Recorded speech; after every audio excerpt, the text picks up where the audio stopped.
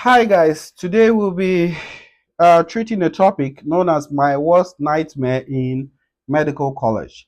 Um, the name of the topic is known as anemia. So what does anemia mean? Anemia simply means a decrease in the level of hemoglobin and or a decrease in the level of what? Red blood cells. So a decrease in this hemoglobin and or a decrease in the level of RBC, red blood cells, is known as anemia. So usually there's a norm for the level of hemoglobin in male and there's a norm for the level of hemoglobin in female. Likewise, there's a norm for the level of RBC in male and for female. So when this is decreased, this value is decreased. This is the norm here. When this is decreased, it's known as anemia. Simple as that. So we have basically three types of classification. We have the microcytic anemia. When the MCV is being decreased, it is known as microcytic anemia. Major cause of microcytic anemia is known as iron deficiency anemia. We also have things like thalassemia, sideroblastic anemia, lead poisoning, right? Then we move to normocytic anemia. What does it mean? It means that the level of MCV is normal. So if it is normal, causes could be either hemolytic anemia or aplastic anemia. Or the causes could be divided into two types, which is the ones that have high reticulocyte value and low reticulocyte value, right? So we have it here, all of them here. Then we have macrocytic anemia. For macrocytic anemia, it means that the MCV level is what? Increased, right? And the causes could be vitamin B12, vitamin B9, and folate deficiency. So here is an example of blood analysis, and our concentration majorly is on hemoglobin and MCV, right? So if the level of hemoglobin, we look at it, for example, here, this is 87. The normal is between 135 for male to 174 to 174. This is for male, and for female is 115 to 153, right? So if the level of hemoglobin, this is 87, is not within this range, it is lesser than this range, it is known as what? Anemia. So we now need to look what type of anemia is this. We have MCV here. MCV is 81, 80 to 95. 80 to 95 is the norm. So 81 is within the range of 80 to 95. So this is known as what? Normocytic anemia. An example of that will be hemolytic anemia or aplastic anemia.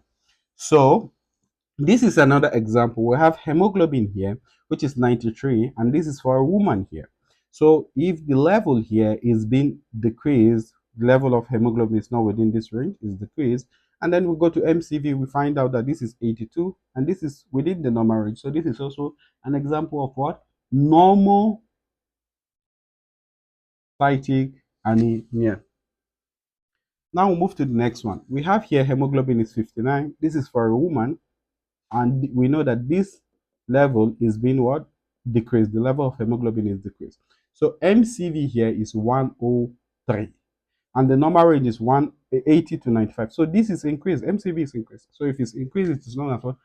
Macrocytic anemia, right? Macrocytic. And MCH here, by the way, is 34. So this is macrocytic hyperchromic anemia. So an example of such anemia will be B12 deficiency and then folate deficiency anemia. So now we move to the next example. We have here hemoglobin is 74, and this is for a woman. So it's not within this normal range, it is decreased. This is anemia also again. So we have MCV here is 65, and the normal value here is from 80 to what? 95. So if the normal value is from 80 to 95, obviously is this decrease, increase, or normal? It is what? Decrease. So this is microcytic anemia, and this is the usual, the most common type of anemia, microcytic anemia. And the majority, 90% of the time, the major cause of microcytic anemia is iron deficiency anemia. So this is microcytic hypochromic anemia, because this is 21. This one is between 27 to 31. So with this, we come to conclusion about anemia. We have three types: microcytic, normocytic, and then macrocytic anemia. And then we need to know a little bit of the causes there. And the only way to diagnose this is by just running your general blood analysis like this one. So with this is the way we go through anemia. Our next topic will be on leukemia. By the way, I have a question for you guys. Can a patient with anemia also have leukemia? We'll be answering that on the next class. Thank you. This is just a short video about anemia.